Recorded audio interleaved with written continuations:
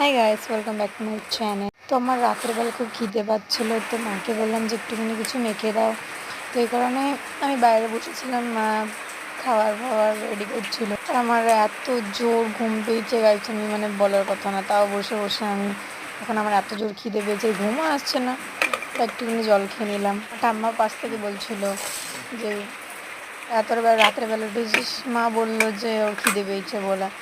তো এই যে আমাদের মুড়ি মাখা হয়ে গেছে, তো এখন আমি আবার খেতে যাবো।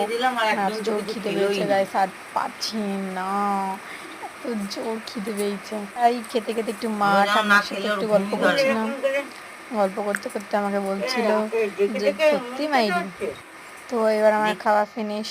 এবার আমি জলটা খেলাম। জলটা খাওয়ার পর মা বলছিল যে এবার তোর পেট ভরেছে? আমি বললাম হ্যাঁ হ্যাঁ ভরেছে। এবার আমি শুতে যাব।